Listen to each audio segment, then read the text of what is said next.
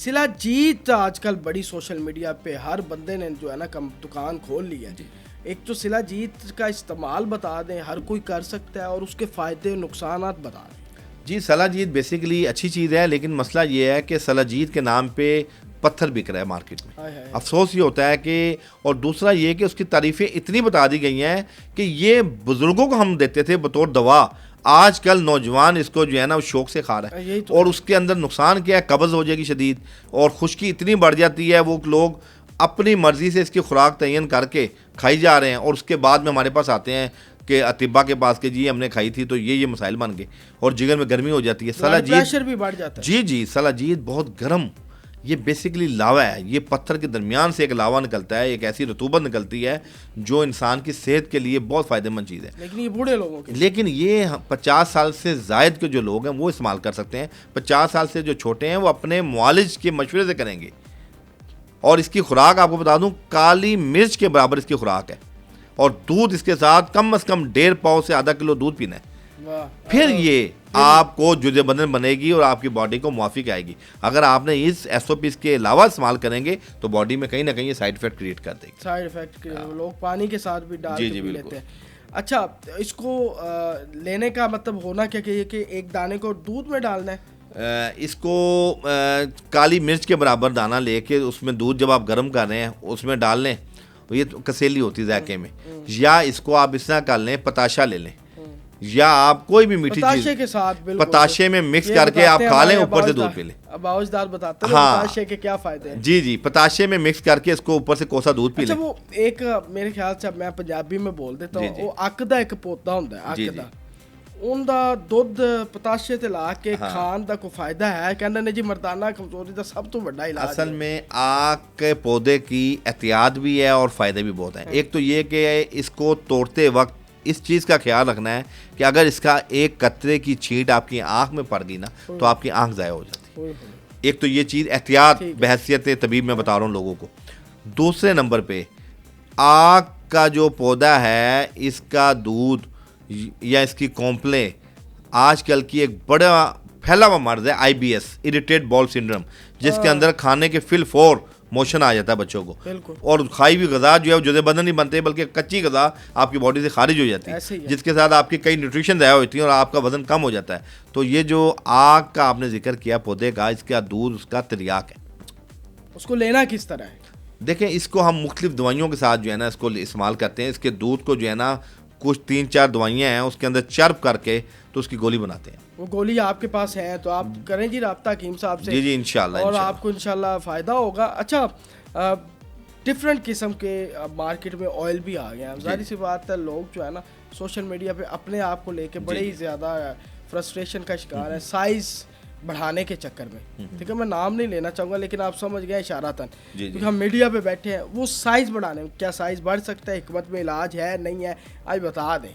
دیکھیں, یہ آپ پینس کی گروتھ کی بات کر رہے ہیں, اس کے اندر ایک چیز یہ ہے کہ جس طرح قد بڑھنے کا ایک مقررہ وقت ہے, اسی طرح جسم کے کچھ ایسے ریپروڈکٹیو آرگن ہیں جو 25 سال کے بعد ان کے اندر گروتھ ناممکن ہے. نہیں ہوتی. جتنے بھی اشتہاری لوگوں کے پاس وہ ہزاروں روپے ضائع کر رہے ہیں, وہ صرف ضائع کریں گے. اور کچھ چیزیں جینیٹکلی ہیں. اگر جینیٹکلی اگر انسان کا پینس یا اس کا ریپروڈکٹیو آرگن ویک ہے تو وہ کبھی بھی ٹھیک نہیں ہو سکتا. ہاں, اگر اس کی غلطیاں کوتاہیوں کی وجہ سے, ماسٹربیشن کی وجہ سے, یا اس نے مس یوز کیا ہے ارلی ایج میں, تو اس صورت میں طب کے اندر کچھ ایسے آئل موجود ہیں اور کچھ ایسی جڑی بوٹیاں موجود ہیں جو اس کی اسٹرینتھ کو بہتر کرتی ہیں, اور وہ اپنی نارمل پوزیشن میں آئے گا, بلکہ یہ نہیں ہوگا کہ نارمل سے اوپر تجاوز کرے گا. تو یہ گراؤنڈ ریئلٹی کیا ہونی چاہیے. اچھا, خوراک اس کے اندر ہمارے پاس جو ہے نا بہترین چیز ہے, یہ جو مٹن ہے ہمارا, مٹن اس کے لیے بہترین چیز ہے. مٹن کا استعمال کر سکتے ہیں. دوسرا, اس کے اندر آپ کھجوروں کا استعمال کر سکتے ہیں. تیسرا, اس کے اندر آپ جو ہے نا سالم مصری, ایک صفوف ہے, ایک بیسیکلی پتھر ہوتا ہے انڈین, سالم مصری, اس کو پیس کے آدھی چمچ صبح شام کھانے سے یہ جو مسائل ہیں اس کے ٹھیک ہو جاتے ہیں الحمدللہ. اچھا, یہ جو بہی کا مربع ہے, جی اس کے ہمارے جوڑوں کے لیے کیا فائدہ مند ہے جی؟ بہی کا مربع بیسیکلی دل کو طاقت دیتا ہے, اور جو چیز دل کو طاقت دیتی ہے تو جب دل آپ کا بلڈ سرکولیٹ کرے گا تو آپ کے پورے آرگن میں سپلائی ملے گی. جوڑوں کے والے سے کوئی اس کا ڈائریکٹ ریفرنس نہیں ہے, لیکن دل کے پٹھوں کو یہ مضبوط کرتا ہے. کئی شادی شدہ حضرات ہیں بیچارے جن کو یہ مسائل ہیں، انزال کے ہیں، جی ٹھیک ہے، ٹائم سے پہلے ایجیکولیشن ہو جاتی ہے، یہ بڑے مسائل ہیں، وہ بیچارے کیا کریں، اپنی ڈائٹ کس طرح کریں، یا کوئی میڈیسن کھانی پڑتی ہے؟